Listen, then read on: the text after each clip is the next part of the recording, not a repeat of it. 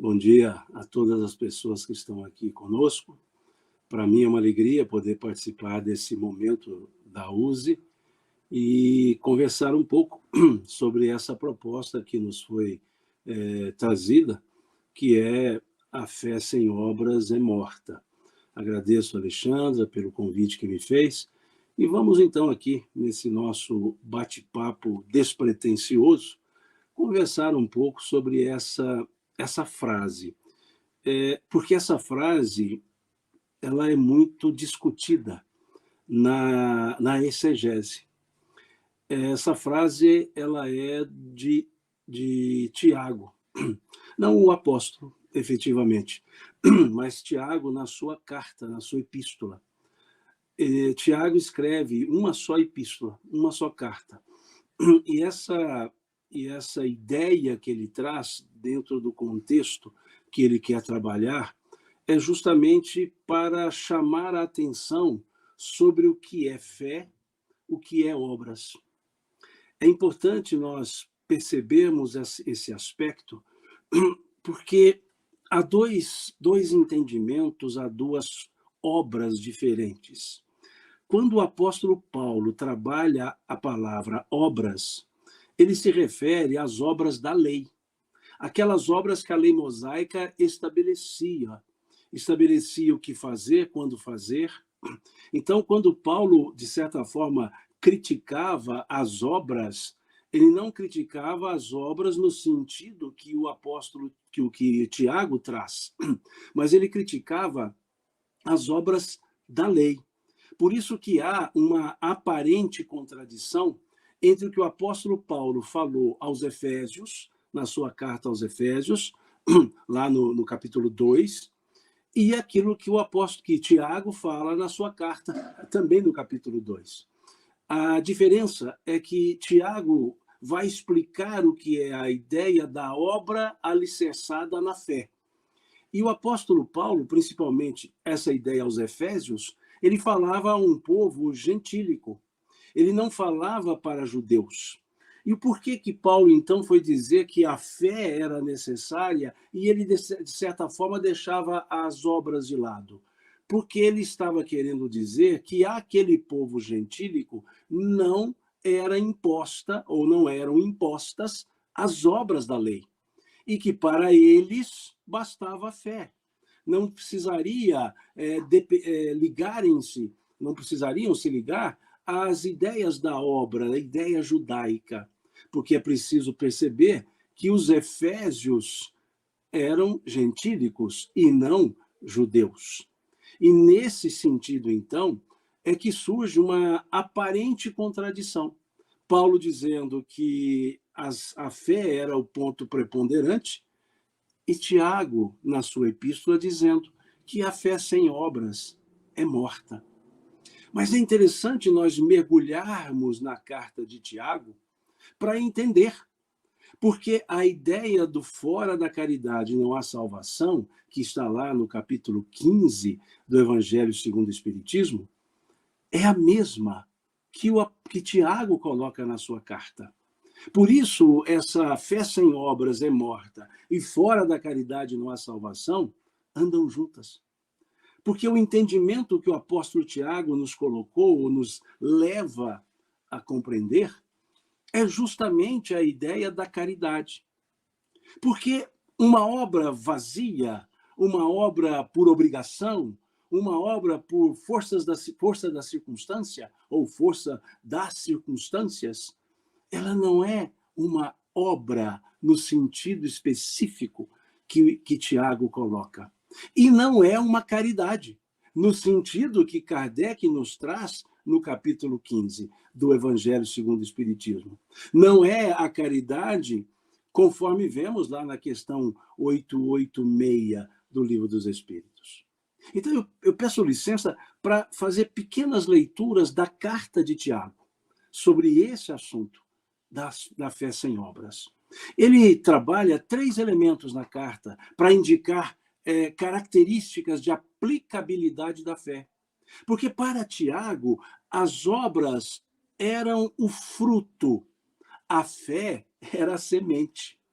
A fé seria a semente, a raiz, melhor dizendo, né? A fé seria a raiz e as obras seriam os frutos. E por que essa imagem ela é importante? Porque uma obra que não tenha o sentimento, a voluntariedade, a vontade de praticá-la, ela é fria, ela é vazia.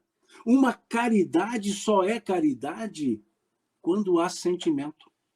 Porque quando não há o sentimento, pura e simples, a materialidade não é caridade. É pura e simples um donativo, uma esmola. E da mesma forma, a ideia contida na fé sem obras é morta, é a mesma. Porque Tiago, então, vai mostrar três características. Uma, logo no início do capítulo 2 da sua carta, ele vai dizer que não se deve ter fé em Jesus se faz acepção de pessoas. Olha que coisa interessante. Ele vai dizer, veja o que ele diz: meus irmãos, não tenhais fé em nosso Senhor Jesus Cristo, Senhor da glória, em acepção de pessoas. Se, portanto, entrar na vossa sinagoga algum homem com anéis de ouro nos dedos, em trajes de luxo, e entrar também algum pobre andrajoso, e tratardes com deferência o que tem os trajes de luxo, e lhes disserdes, tu assenta-te aqui em lugar de honra, e disserdes ao pobre, tu fica ali em pé, ou assenta-te abaixo do estrado dos meus pés. Não fizestes distinção vós mesmos, e não vos tornastes juízes, tomando por de perverso pensamentos?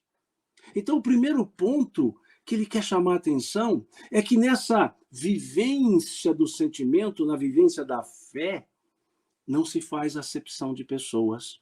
Não existe maior, não existe menor. Existe pessoas. Seres humanos, se assim quisermos chamar, seres espirituais, se assim quisermos entender. Então, o primeiro aspecto que Tiago vem trazer é esse. O segundo aspecto são as obras materiais. Sim, porque ele também vai dizer, ele já começa dizendo, meus irmãos, qual é o proveito se alguém disser que tem fé, mas não tiver obras? É a pergunta que ele faz. Pode acaso semelhante fé salvá-lo? Se um irmão ou uma irmã estiverem carecidos de roupa e necessitados de alimento cotidiano, e qualquer dentre vós lhes disser, ide em paz, aquecei-vos e fartai-vos, sem contudo lhes dar o necessário para o corpo, qual é o proveito disso? Assim também, a fé, se não tiver obras, por si só será morta. Então vejamos que há um raciocínio muito lógico colocado por Tiago para mostrar do que adianta eu dizer que tenho fé, do que adianta eu dizer que vivo em consonância com Cristo, se eu não presto concurso aos que necessitam. Vejam que coisa interessante. Do que adianta eu dizer que a minha fé é inabalável se eu não cuido daqueles que buscam em mim o auxílio? Então, esse é o segundo ponto da ideia de obras. E o terceiro ponto que Tiago traz na sua epístola é justamente dizer que não adianta eu crer se eu vivo diferentemente da crença. É como se ele dissesse, cremos em Deus, mas vivemos como se Deus não existisse. É o outro aspecto, um outro aspecto que Tiago busca trazer esse sentido. E é interessante porque ele diz aqui, mas se alguém dirá, tu tens fé e eu tenho obras, mostra-me essa fé sem obras, e eu com as obras te mostrarei a minha fé. Olha que coisa bonita, Tiago dizendo. Se alguém dirá, tu tens fé e eu tenho obras, mostra-me essa tua fé sem obras, e eu com as obras te mostrarei a minha fé.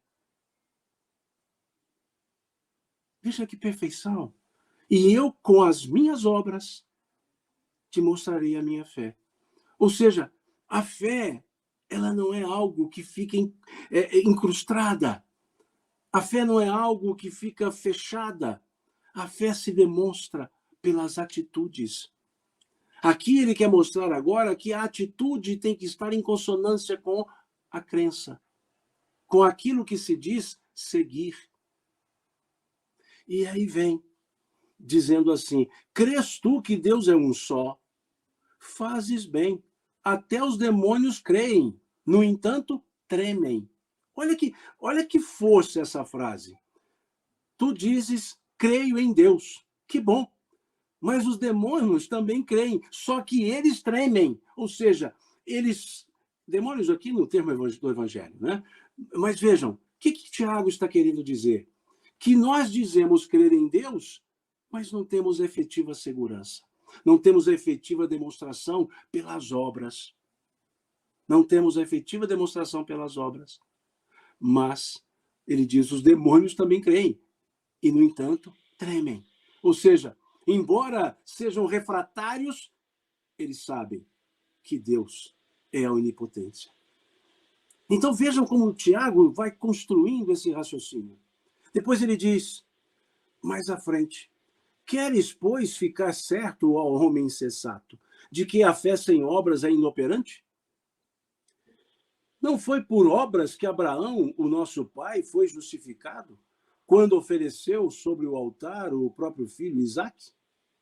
Vês como a fé operava juntamente com as obras. Com efeito, foi pelas obras que a fé se consumou e se cumpriu a escritura, a qual diz, ora, Abraão creu em Deus e isso lhe foi imputado para a justiça. Foi chamado amigo de Deus. E depois ele arremata dizendo, verificais que uma pessoa é justificada por obras e não somente por fé. De igual modo, não foi também justificada por obras a meretriz Raabe, quando acolheu os emissários e os fez partir por outro caminho? Porque assim como o corpo sem espírito é morto, assim também a fé sem obras é morta. O corpo sem espírito é morto. O corpo sem espírito é morto. Ou seja, é só massa. Assim é a fé sem obras, também é morta. Ela não teve aplicabilidade. Então é importante nós percebermos, porque toda a ideia do pensamento espírita no tocante à caridade está perfeitamente em sintonia com essa carta de Tiago em relação a esse aspecto. Porque aqui vocês perceberam que Tiago não estava falando das obras da lei. Ele estava falando das obras, 3 características. A obra do respeito humano, da não acepção de pessoas. A obra de atender à necessidade das pessoas. E aí são várias as necessidades. E a obra de comportamental de materializar aquilo que se diz crer. E ele traz o exemplo de Abraão. E é interessante que Paulo, quando traz Abraão, Paulo usa o exemplo da fé. Ou seja, pela fé em Deus, ele foi levar Isaque a sacrifício. E o apóstolo Tiago, ele vai dizer que esse levar, Tiago vai dizer que esse levar Isaque foi a obra da fé. Ou seja, acreditava, tinha tanta certeza em Deus, que ele seguiu o pedido. Então é importante percebermos isso. Essa carta de Tiago, e aqui Tiago não era nenhum dos 2 Tiagos apóstolos, aqui a exegese, os estudiosos entendem, e aliás está indicado lá, até pela carta de Paulo aos Gálatas, era um dos chamados irmãos de Jesus, que também Mateus a ele se refere, e que era, de certa forma, refratário aos ensinos de Jesus, até que o viu depois da morte na cruz. E aí ele se converte e passa a ser uma referência no movimento que ficou depois de Jesus, juntamente com João e Pedro. João e Pedro e Tiago, o apóstolo, na convivência com Jesus. João, Pedro e Tiago, irmão de Jesus, na ação pós a presença de Jesus. Então, por que eu fiz essa alusão à carta? Porque é importante que nós entendamos que a base, que a fé não está sendo excluída. E é importante perceber, lá no capítulo 19 do Evangelho segundo o Espiritismo, a aula que Kardec nos dá sobre a fé.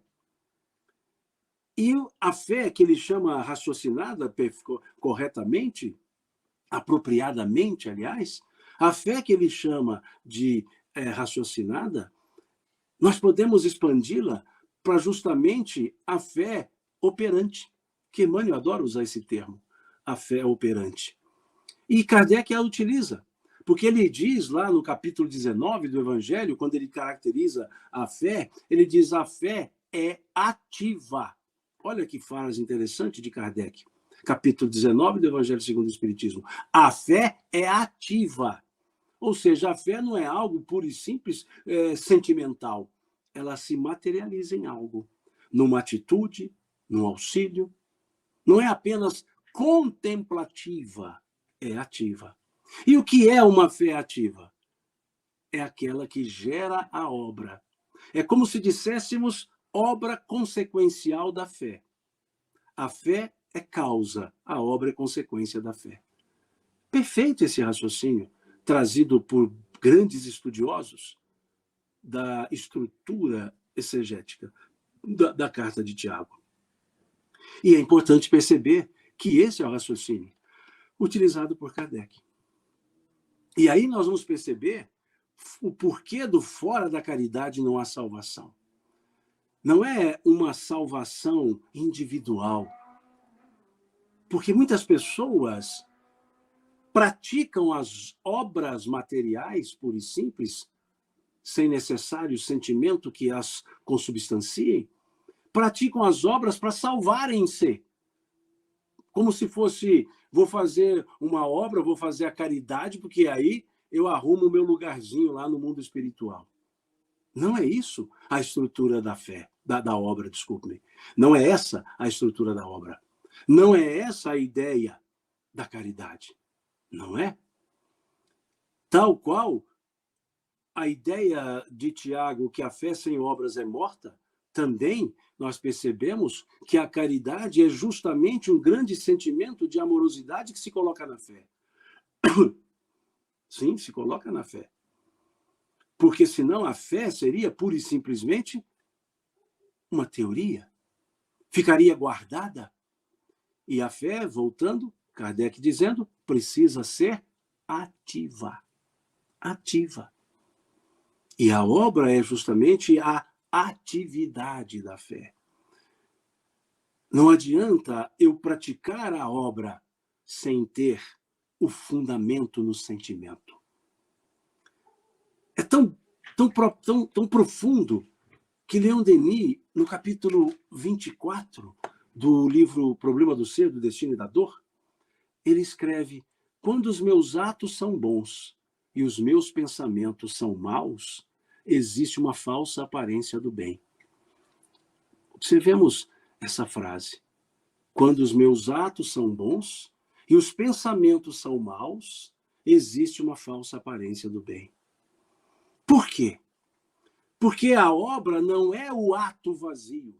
A obra é o ato carregado de sentimento de voluntariedade, sentimento de vontade para querer fazer ou de querer fazer. Então, quando apenas há o ato, mas sem a vontade, sem o sentimento, sem o propósito, o bem é falso. Ele é apenas aparente. Os que veem a atitude dirão: que atitude benévola. Mas quem a pratica está praticando por obrigação. Vamos dar um exemplo.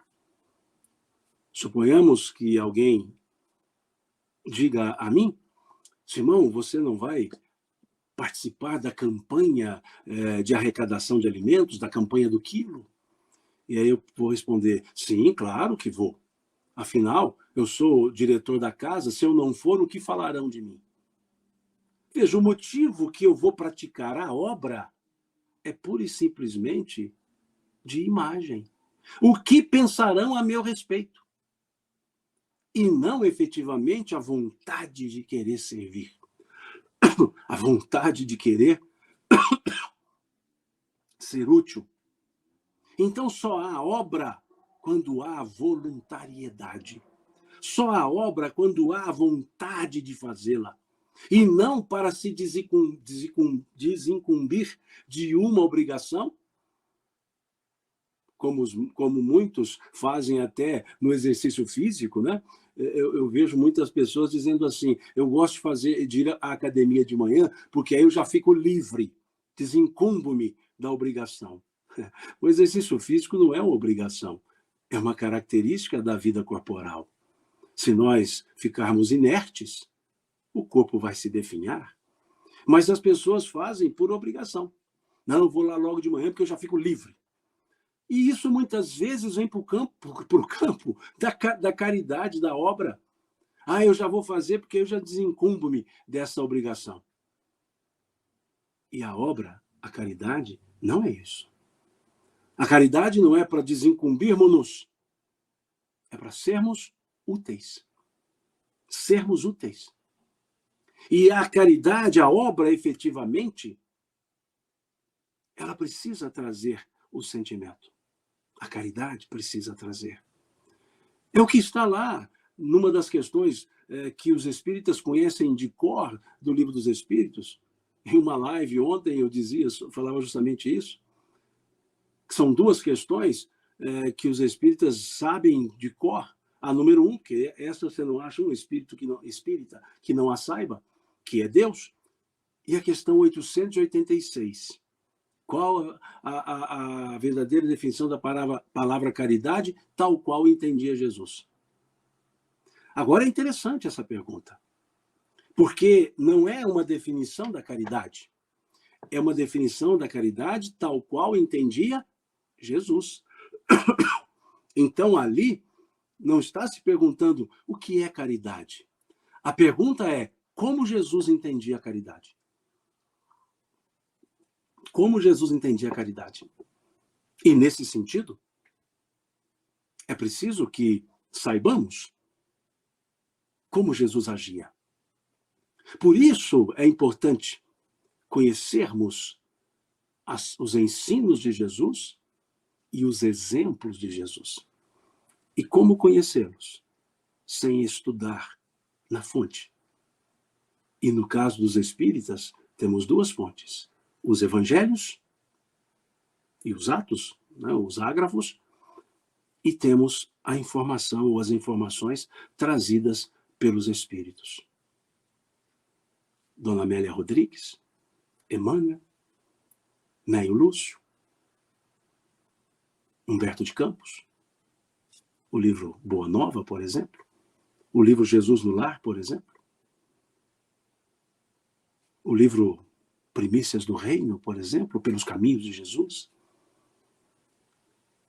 o livro Há 2000 Anos, o livro Contos e Apólogos, todos eles narrando ensinos e exemplos de Jesus que os evangelhos não trouxeram. Pelo menos não colocaram nos evangelhos, entre aspas, chamados canônicos. Então, é preciso estudar Jesus, sim. O Espiritismo não se afasta, porque a essência, a raiz é o Cristo. É a questão 625 do Livro dos Espíritos, que é outra também muito conhecida. Qual é o tipo mais perfeito que Deus ofereceu ao homem para servir de guia e modelo para a humanidade?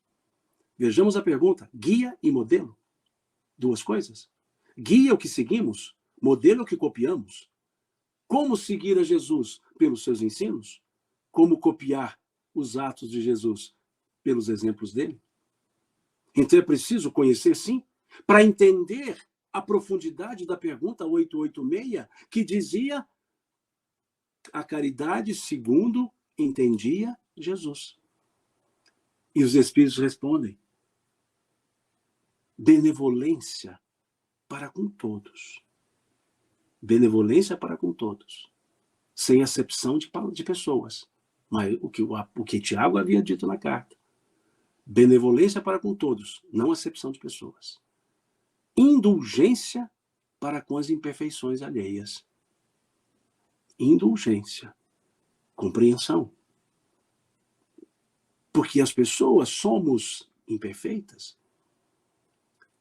As pessoas nos fazemos, melhor dizendo, imperfeitas. E perdão das ofensas. Perdão das ofensas. Então vejamos que a ideia de caridade que os Espíritos disseram que Jesus entendia, ou a forma que Jesus entendia, eram sentimentos. Eram atitudes de sentimentos. Eram sentimentos. Eram atitudes de pessoa para pessoa. Benevolência para com todos, indulgência para com as imperfeições alheias, perdão das ofensas. A obra que é o fruto da fé é justamente isso. É justamente isso. Não há obra sem sentimento. Não há. Não há obra, não há um efeito sem a vontade. E quem diz isso é o apóstolo Paulo, numa mensagem contida no capítulo 15 do Evangelho segundo o Espiritismo. A mensagem tem o mesmo título do capítulo. Fora da caridade não há salvação. É o mesmo título do capítulo. E a mensagem, a instrução dos Espíritos, na verdade, é a instrução do Espírito, porque só há uma instrução. Só o apóstolo Paulo escreve a mensagem que está nesse capítulo. E é uma mensagem com dois parágrafos somente. 2 parágrafos. E no final do primeiro parágrafo, o apóstolo Paulo faz uma explicação de virtude ativa e virtude negativa. Ambas virtudes. Mas ele faz uma separação. E aí ele diz, não basta uma virtude negativa, é preciso uma virtude ativa. E ele exemplifica. E diz ele, para fazer o bem, final do primeiro parágrafo, para fazer o bem é necessária a ação da vontade. Para não fazer o mal, bastam frequentemente a inércia e a negligência. Vejam, não fazer o mal é uma virtude negativa. Ou seja, ela não tem ação. É uma virtude do ficar quieto. Eu não faço o mal, mas faz o bem. Então ele diz que a virtude negativa, o não fazer o mal, não é bastante. É preciso a virtude ativa. Mas a virtude ativa, fazer o bem, precisa ser precedida da vontade de fazer o bem. Então não é a obra sozinha. É uma obra edificada, construída, erguida em um sentimento que só pode ser o sentimento de querer fazer, efetivamente, e em função da utilidade, e não da benesse que pode vir para aquele que age. Prática do bem, visando angariar beatitudes próprias, não é prática do bem, é egoísmo, porque pensa somente em si. Então, volto a dizer, fora da caridade não há salvação, não significa que é uma salvação por obras vazias. A caridade é a obra, é a materialização do verdadeiro sentimento. Esse sentimento em quem serve? Muitas vezes se aborda a ideia da caridade tomando por prisma aquele beneficiado. E é preciso olhar aquele que age. Porque a ação precisa ser analisada, para que realmente ela seja a obra, no sentido trazido, pelo apóstolo Tiago. Por Tiago. Eu estou com esse hábito de falar apóstolo Tiago. Por Tiago, na sua epístola. É importante nós entendermos esse aspecto. E esse aspecto da caridade, ele existe quando entendemos que nós, nesse campo, não somos maiores nem menores. todos somos necessitados. Todos somos necessitados. Auxilio naquilo que posso, sou auxiliado naquilo que necessito. E assim todas as outras pessoas. Todos nós podemos ser úteis. Todos nós precisamos de alguém. Nenhum ser é autossuficiente. Todos nós precisamos de outras pessoas. Então é um sentimento de horizontalidade. Se porventura uma pessoa pratica a obra, mas se sente colocada acima daquele beneficiado, essa obra não é a obra. Essa obra é apenas uma vaidade. Aquelas obras que buscamos divulgar para todos, não é obra, é vaidade. E aqui não faço nenhuma crítica, não é isso? Apenas trago elementos para reflexão. A pessoa necessitada, aquela pessoa que está aviltada nos valores socioeconômicos, por assim dizer, se sentiria bem sendo filmada, fotografada, para colocar num outdoor, colocar numa página de Instagram, de Facebook, que ela foi ajudada? Ela não se sentiria bem. Mas o que a gente vê muitas vezes? As entidades que prestam esse trabalho, esse serviço, que servem nesse sentido, acabam algumas vezes escorregando nessa confusão entre a obra e o mostrar. E ali colocam a foto, dizendo 500 pessoas atendidas, e põe a foto das pessoas. Onde está o respeito humano?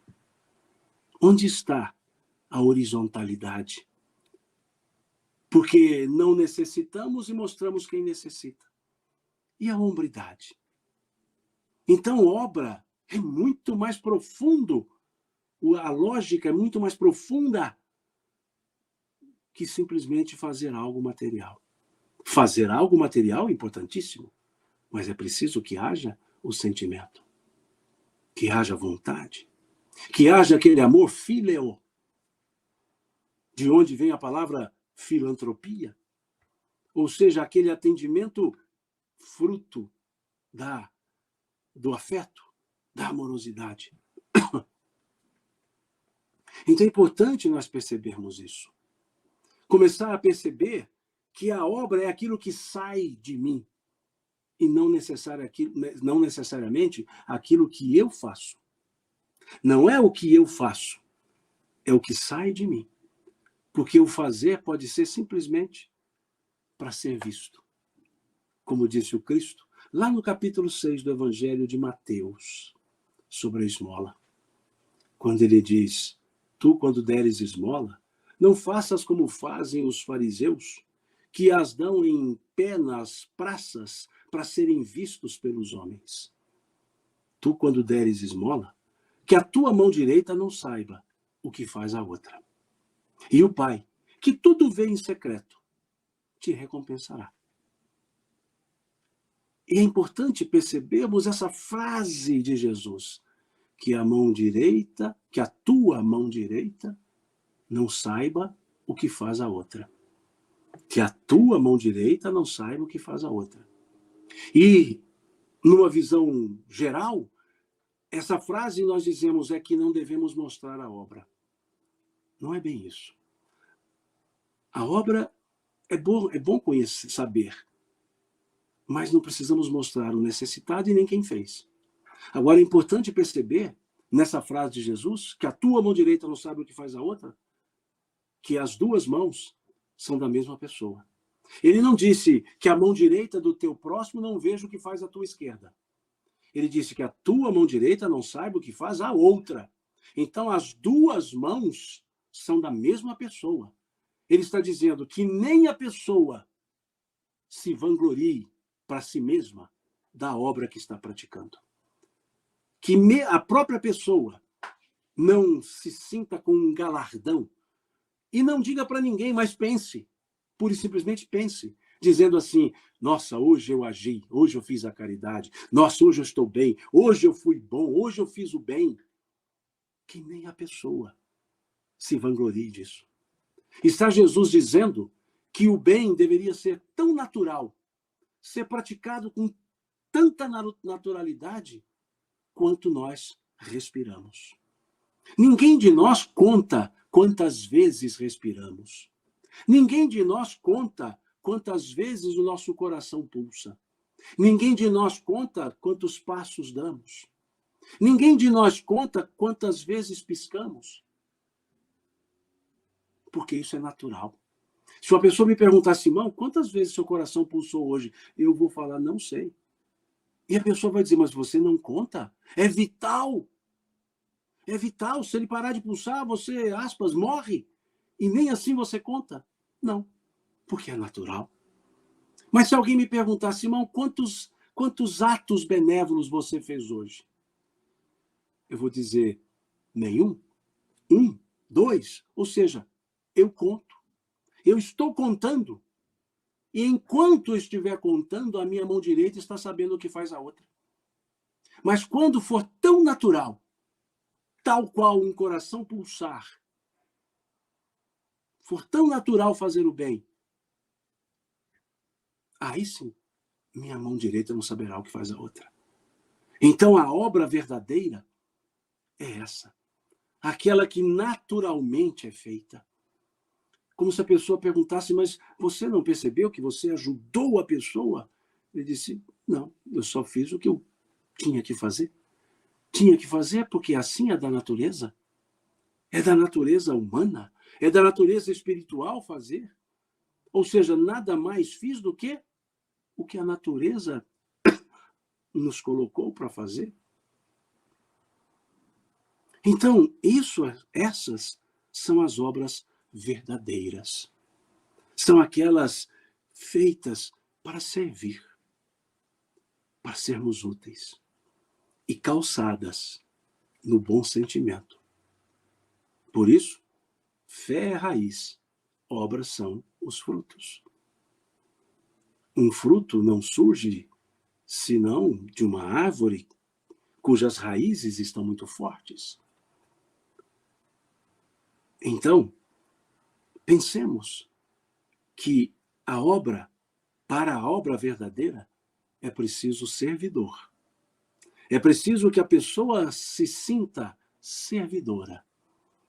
E o exemplo do Cristo foi esse. Diversas vezes ele disse isso. Não foi uma vez só. Diversas vezes ele disse: o Filho do Homem não veio para ser servido, e sim para servir. E quando ele lava os pés dos discípulos, e Pedro retira o pé ali, questionando aquele ato, dizendo, somos nós que devemos praticar, pois sabemos assim, Jesus vira-se para ele e fala, se vós já sabeis dessas coisas, bem-aventurados sereis, se agora as praticares. Bem-aventurados sereis, se agora as praticares. Se nós já sabemos da verdadeira caridade, bem-aventurados seremos, se agora as praticarmos. Não existe bem efetivo sem antes se saber o que é o bem. Porque senão pode ser fruto apenas do impulso coletivo. Já que todo mundo está indo, eu também irei. Não. Eu preciso saber por que eu vou fazer. Eu preciso entender que ali eu estou me colocando como um ser útil, que auxiliarei e serei auxiliado. Ontem, numa live que fiz para o pessoal da Federação Espírita do Estado do Espírito Santo, com um tema semelhante, aliás, para a mesma área, né? Para a área de assistência e promoção social espírita, eu contei um fato que marcou muito para nós. Eu digo para nós porque eu não estava sozinho. Há um bom tempo, já há alguns anos, eu e algumas pessoas, participávamos de um programa, de um projeto chamado Meu Quarteirão no Mundo, o Mundo no Meu Quarteirão, aqui na cidade vizinha de Patos de Minas. E, certa vez, visitando pessoas, visitávamos as pessoas, o projeto chamava Meu Quarteirão no Mundo, o Mundo no Meu Quarteirão, porque era um bairro de muita necessidade material. Então, o critério para atender não foi, vamos atender esse quarteirão, depois nós passamos para o outro quarteirão, depois para o outro quarteirão. Então, por isso o projeto passou a se chamar O Meu Quarteirão no Mundo, o Mundo no Meu Quarteirão. E visitando uma casa, uma senhora já mais idosa, viúva, sem filhos, recebeu a equipe na sua casa, uma casa com 3 cômodos, o quarto, uma pequena cozinha misturada com uma sala, digamos assim, e um banheiro. Era a casa. E na visita, um amigo nosso, o Mário Lúcio, ele observou que no quarto de onde estava, dava para ver a cama, ele observou que ali estava a cama coberta com uma colcha de chenille. Talvez os mais novos não se lembram, não conheçam essa colcha de chenille. Eu, na minha infância, na casa da minha mãe, tinha muitas dessas colchas, eram laranjadas, eram vermelhas, rosas, azuis, e sempre com alto relevo, né? E aquilo sempre chamava atenção. E ele observou aquilo e percebeu que a colcha estava nova, mas nova, nova, nova. E aí, conversa vai, ela ofereceu um cafezinho em um copinho de extrato de tomate com asa. E aí o Mário comentou: olha, vejo ali a colcha de chenille. Ela falou assim: olha, eu quis oferecer as duas coisas boas que eu tenho em casa. O cafezinho, e eu quis colocar para cobrir minha cama algo muito importante para mim. Ela falou: essa colcha, a primeira vez que eu a usei foi na nossa noite de núpcias. E hoje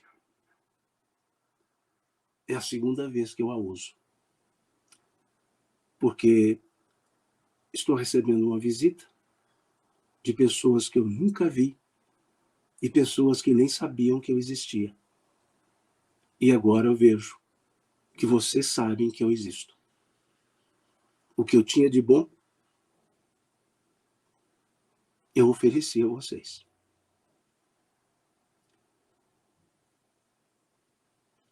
Veja que interessante.